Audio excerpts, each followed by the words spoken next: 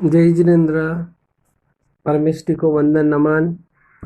सुश्रावक गण सुश्राविका गण सादर जय जिनेन्द्र। आज हमारा विषय है संथारे का।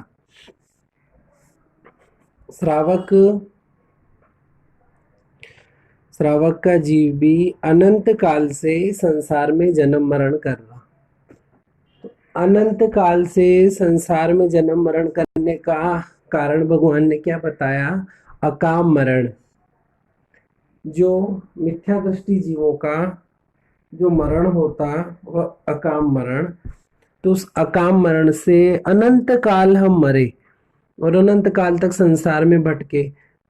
अब भगवान फरमाते हैं कि अकाम मरण को छोड़ के अब हमें सकाम मरण, पंडित मरण को प्राप्त करना, जिससे कि ज्यादा से ज्यादा 15 भवों से ज्यादा हम संसार में नहीं रहे, क्योंकि पंडित मरण सम्यक दृष्टि जीवों का ही होगा।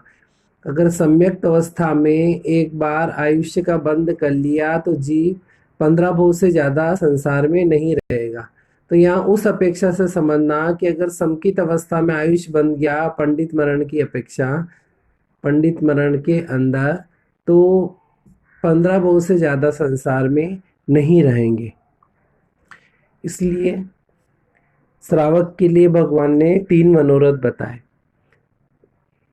साधु जी भी प्रतिदिन 3 मनोरथ भाते और श्रावक जी के भी 3 मनोरथ बताए। तो श्रावक जी और साधु जी दोनों का तीसरा मनोरथ है अंत समय आलोड़ना, संथारा स्वीकार करना, पंडित मरण से मरण को प्राप्त करना, अर्थात सलेखना संथारा पंडित मरण प्राप्त करना। ये साधु जी और श्रावक जी का अंतिम मनोरथ है, तीसरा मनोरथ है। तो आज हम उसे ही समझेंगे कि कितनी तरीके से, जैसे कि संथारा किसे कहते, पंडित मरण किसे कहते, सकाम मरण किसे कहते, फिर सलेखना किसे कहते, तो आदि को अपन यहाँ पर समझेंगे। तो सबसे पहले कि संथारा अमुक समय तक या यावत जीवन के लिए 18 पापों का संपूर्ण त्याग कर देना वह संथारा। देश रूप में त्याग करना देश संथारा, सर्व रूप से त्याग करना सर्व संथारा। यहाँ संथारे के 2 प्रकार बताए, सागारी संथारा और अनगारी संथारा। अनगारी संथारे का दूसरा नाम यावत कथिक संथारा भी है, वो ही अपने विस्तार से चलेगा, इसलिए उसको बाद में लेंगे। पहले सागारी संथारा। तो सागारी संथारा की जो आगार सहित संथारा किया जाता, जिस प्रकार अंतग्रत दशा सूत्र के अंदर सुदर्शन सेठ के वर्णन में आता कि जब अर्जुन माली मुदगर को लेके घुमाता हुआ सामने आ रहा था तो उन्होंने उस समय सागारी संथारा किया। तो सागारी संथारा कैसे करना कि अगर अपने पास में समय होवे तो नमस्कार सूत्र काउसक आदि करके, समय होवे तो नी होवे तो नमोत्थणम भगवान को वंदन नमस्कार करके नमोत्थणम देकर सागारी संथारा स्वीकार कर सकते। तो यहाँ पर बिना मुफत्ती के स्वीकार नहीं करना, संथारे के अंदर मुफत्ती तो लगाना ही है।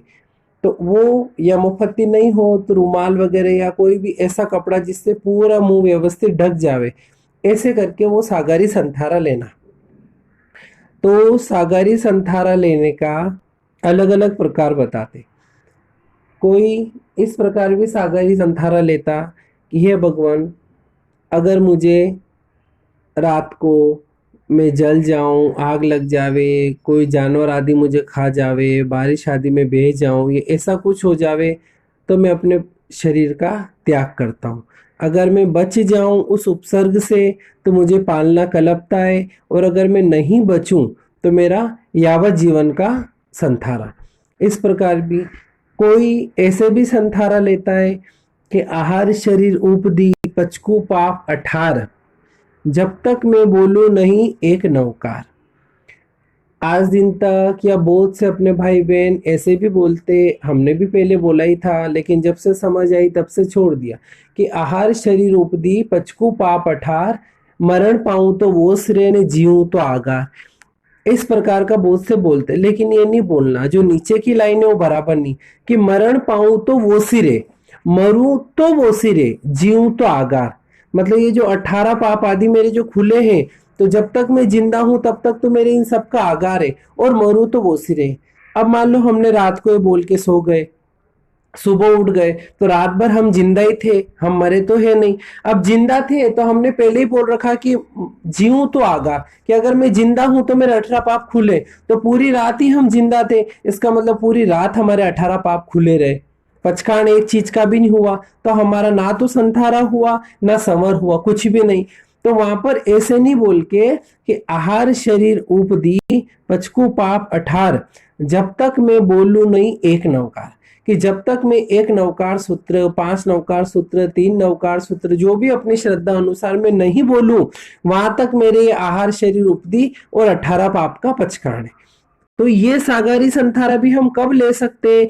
जब घर में लाइट पंखा वगैरह बंद करके नीचे व्यवस्थित रूप से दरी चद्दर आदि बिछाकर, मुफत्ती लगाकर उस पर यह संथारा अपन प्रतिदिन ले सकते हैं। जो लाइट मोबाइल वगैरह यूज करते या पंखा एसी वगैरह यूज करते हैं, तो वो ये नहीं बोलना, उनके लिए सागारी संथारा है कि भगवान मेरे जो है घर की मर्यादा, उस घर की मर्यादा के बाहर के 18 पापों का पचकान। अब कोई बोलेंगे कि ये तो संवर हो गया संथारा कैसे, तो संवर आंशिक रूप से संथारे जैसा हो गया कि ज्ञाता धर्म कथा के अंदर अन्नक श्रावक जी का वर्णन आता, वो नाव के अंदर बैठे थे जहाज में, और जहाज में उन्होंने भी सागारी संथारा किया था। तो जहाज पानी में चलता, बिना पानी के जहाज चलेगा नहीं, पानी सचित है, तो सचित के अंदर बैठकर भी उन्होंने संथारा किया ही था। तो उसी प्रकार कोई ऐसे भी करता है कि मेरे घर का आगार या मेरे घर के अंदर जो 18 पाप आदि हो रहे उनका आगार, बाकी के बाहर के 18 पापों का पचकान, जब तक मैं कि सूर्योदय या जब तक मैं घर से बाहर नहीं निकलूं, तो वहां तक मेरा, तो ये आंशिक रूप से उनके भी संथारा हो गया। इसको संवर का भी नाम देते, संथारे का भी नाम देते। तो ये हो गया सागारी संथारा। कोई सागारी संथारा इस प्रकार भी करता है कि इस 14 राजू लोक में, असंख्य द्वीप समुद्र में, अढ़ाई द्वीप 15 क्षेत्र में आदि में, एक पुस्तक के अंदर दे रखा, लगभग सबको ध्यान ही होगा, मैं उस पुस्तक का नाम नहीं बोलूंगा। तो कि आज जितना भी मैं खाने में मुंह से खाऊं, कान से सुनूं, नाक से सूंघूं, शरीर से स्पर्श करूं, जहां मैं घूमूं फिरूं वगैरह, वो सब मेरा आगार, बाकी का पचकान। इस प्रकार का उसमें संथारे का पचकान दिया। अब अपन जरा सोचे कि इसके अंदर हमने पचकान क्या किया। दशवकालिक सूत्र के अंदर भगवान ने बताया, होके त्याग करे वह त्याग होता, बाकी जो छूट जाए वह त्याग नहीं। अब इसमें क्या, दिन भर में मैं जो भी खाऊं उसका आगार, जो पीऊं उसका आगार, जहां जाऊं उसका आगार, बाकी जहां नहीं जाऊं उसका पचकान। अरे तो जहां जाऊं नहीं, अभी कोई मान लो अपने मुंबई में बैठा ने, वो सोचे अभी कोरोना चल रहा है, ऐसे भी कि जितना खाऊं उसका आगार। अभी उसके ठाणे जितना खुला था, ठाणे ठाणे में बैठ के वो खा रहा। अब ठाणे से अचानक किसी ने खोल दिया कि जाओ तुम जोधपुर जा सकते हो आज आराम से, जोधपुर चले गए, वहां भी खा लिया। जोधपुर से किसी ने बोला चलो जालोर चलो, वहां चले गए। अजमेर चलो, वहां चले गए, वहां भी खा लिया। तो खा तो सब जगह कर लिया, अब बताओ पचकान क्या रहा? जितना जितना आगे जा रहा वहां वहां खा पी रहा, घूम रहा फिर रहा, कि अब जहां नहीं जाओ वहां पचकान। अरे तो भाई जब आपकी शक्ति नहीं है, वहां जा नहीं सकते, तो पचकान क्या? छोड़ो ना, होके थोड़ी त्याग किया। अब कोई बोले मैं महाविद्य का मेरे पचकान, ठीक है, अच्छा चलो, हो के अगर वो त्याग करे कि महाविद्य में नहीं जा रहा इसलिए पचकान करो, तो समझ में आता है। बाकी जहां तक मैं जाऊं उसके बाद का त्याग, तो महाविद्य में तो आप जा ही नहीं सकते हो। महाविद्य में अगर सोचे कोई कि महाविद्य में, तो महाविद्य में तो जा ही नहीं सकते हो, तो वहां का क्या, वो तो अपने आप ही पचकान हो गया। तो कोई भी चीज होके छोड़ी जा सकती। ऐसे खाऊं पीऊं, जितना मुझे आज मजा करना है उतना मैं मजा करूं, जितना खाना उतना मैं खा लूं, उसके बाद का त्याग। अरे तो उसके बाद का त्याग क्या हुआ? जितना खाना, अब मान लो अपनी कैपेसिटी इतनी है कि आज दिन भर में हम इतना ही खाएंगे, अब उतना तो पूरा खा लिया, अब बोले कि मेरे बाकी का त्याग। अरे तो अभी खा ही नहीं सकते हो, तो त्याग किसका करोगे? तो इसलिए ऐसे पचकान खोटे पचकान है, ये अपनी आत्मा को कोई ऊंचा उठाने वाले पचकान नहीं है। होके त्याग करे, जैसे 14 नियम में अपन त्याग करते वैसे त्याग करे तो पचकान समझ में आता है, बाकी ये पचकान बराबर नहीं है। अब यहाँ जो अपन सागारी संथारा करते उसको पालने की विधि क्या, तो सागारी संथारा को पालने की विधि भी वही है जो अपन सामयिक पालते हैं, कि मैंने जो सागारी संथारा लिया था वो समम कायणम न फास्यम न पालियम, वो वाला सिर्फ ये वाली एक लाइन पूरी कर देना, ये सागारी संथारा। कोई भी पचकाण हम लेते हैं, उपवास वगैरह किसी भी, तो उस पचकाण को इसी लाइन से अपने को पालना चाहिए। ये तो हो गया हमारा सागारी संथारा। अब अणगारी संथारा या यावत कथिक संथारा या यावत जीवन के लिए संथारा। तो यहाँ पर अब वो संथारा, तो यावत जीवन के लिए संथारा भगवान ने अलग अलग प्रकार के बताए।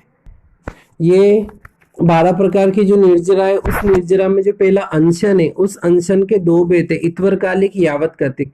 तो जो यावत कथिक अंशन है उसके अंदर मतलब हमेशा जिंदगी भर के लिए अनशन मतलब उपवास, जो जिंदगी भर के लिए उपवास है, जब जितना जीवन बचा वो, तो उसमें इस यावत कथिक अनशन के भेद में 3 प्रकार के संथारे बताए। अब वो 3 प्रकार के संथारे कौन से, या उनको पंडित मरण भी अपन बोल सकते हैं। पहला है पादपोप गमन संथारा, कि चारों आहार का त्याग करके अपने शरीर के किसी भी अंग को किंचित मात्र भी न हिलाते हुए, कि जैसे पादोपगमन, किसी पादप या वृक्ष को काट दे तो वृक्ष कैसा पड़ा रहता है, कोई हिलता डुलता कुछ नहीं, तो उसी प्रकार का संथारा लेना कि जिसमें चारों आहार का त्याग करके एकदम सो गए, मतलब व्यवस्थित रूप से, जिसमें किसी भी प्रकार का हलन चलन कुछ नहीं, इसमें हाथ पैर आदि भी हिलाने का आगार नहीं रहता, जिस प्रकार लेटे हैं उसी प्रकार लेटे रहना, उसी प्रकार मृत्यु हो जाना, ये पादपोपगमन संथारा। फिर दूसरा आता है भक्त प्रत्याख्यान संथारा।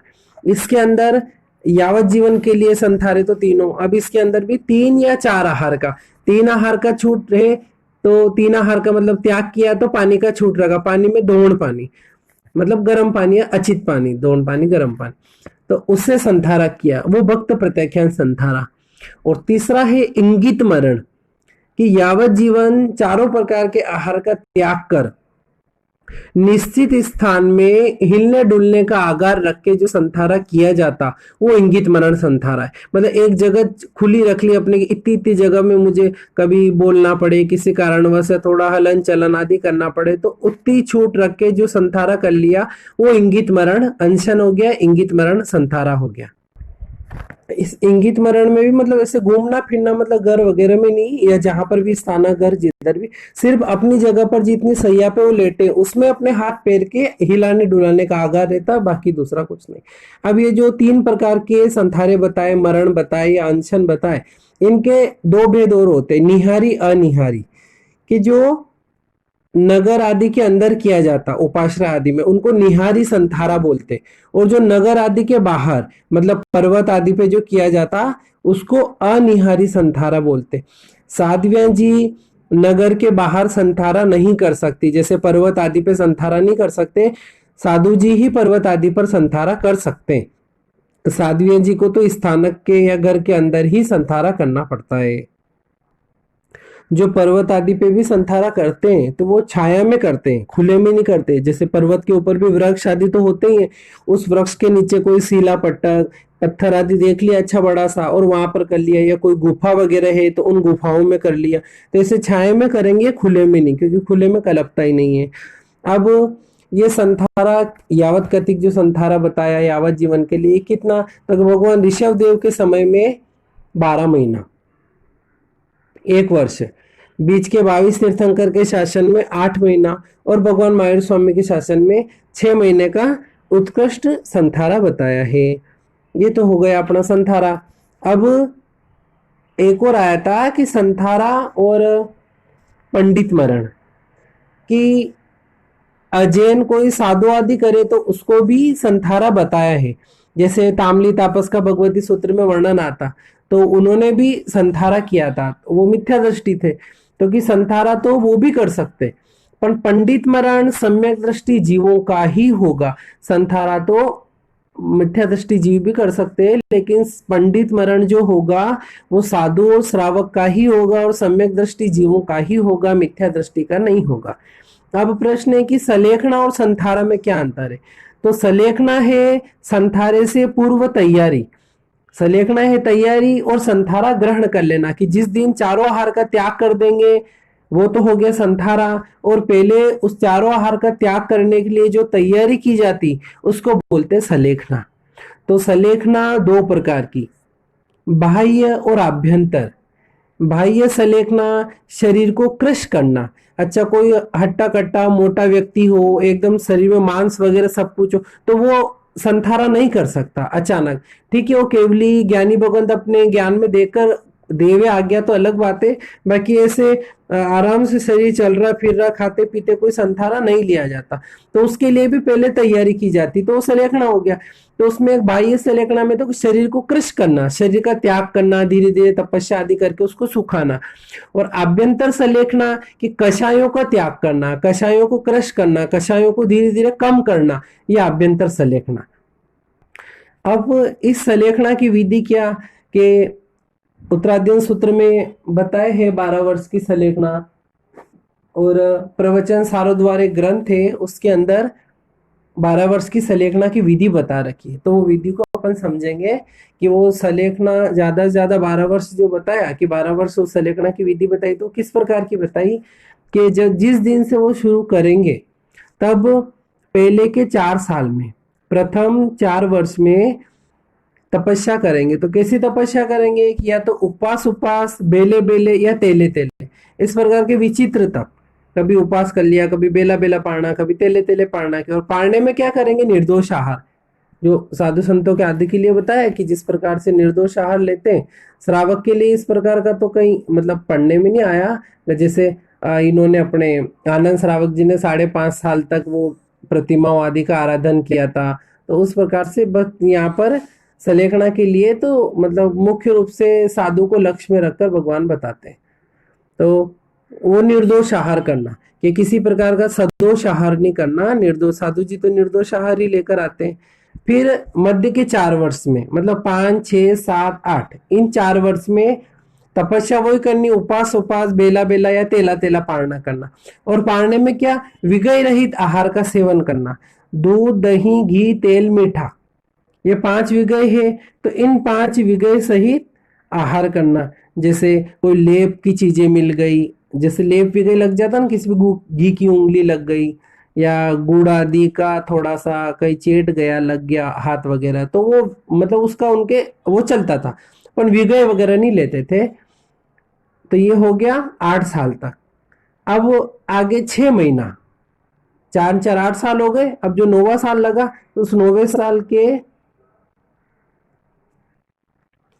अब वहां पर जो 9वां साल है उस 9वें और 10वें मतलब 2 साल में, 4 4 8 और फिर 2, ये 2 साल जो आगे के रहेंगे 8 साल के बाद, इन 2 साल में क्या करेंगे, वो एकांतर उपवास करेंगे और पारने में आयम्बिल, ये हो गया। अब उसके बाद जो आगे के 6 महीने करेंगे, ये तो 10 साल हो गए। अब जो 11वें साल के 6 महीने, तो प्रथम 6 महीने में उपवास या बेला बेला पारना करेंगे, और पारने में उनोदरी युक्त आयम्बिल, आयम्बिल करेंगे, लेकिन आयम्बिल में भी उनोदरी, भूख से कम। फिर आगे के जो 6 महीने वो तेला तेला, चोला चोला या पचोला पचोला पारना करेंगे, और पारने में एकांतर, पारने में आइम्बिल करेंगे, आइम्बिल का आहार लेंगे। और जो 12वां वर्ष है उस 12वें वर्ष में एकांतर उपवास करेंगे और पारने में आइम्बिल लाएंगे। और जो वो पूरा साल 12 साल 1 साल का जो रहेगा 12वां साल, उसमें आइम्बिल में भी प्रतिदिन पारने में एक एक कवल छोड़ते जाएंगे। फिर आखिरी का जो एक कवल बचेगा उसमें से भी एक एक दाना छोड़ते रहेंगे। ऐसे जब उनको लगेगा कि अब मेरा शरीर पूरा क्रश हो गया, उस दिन वो संथारा अंगीकार कर लेंगे। ये सलेखना की विधि 12 वर्ष की बताई है। अब संथारा कैसे करना, तो संथारा करने के लिए वो पहले शरीर मतलब अपने घर बार आदि का त्याग कर देना, या घर के अंदर भी रह रहे श्रावक साधु जी स्थानक के अंदर आदि, तो साधु जी के तो वही सीमित मात्रा में जो है वो ही रहता है।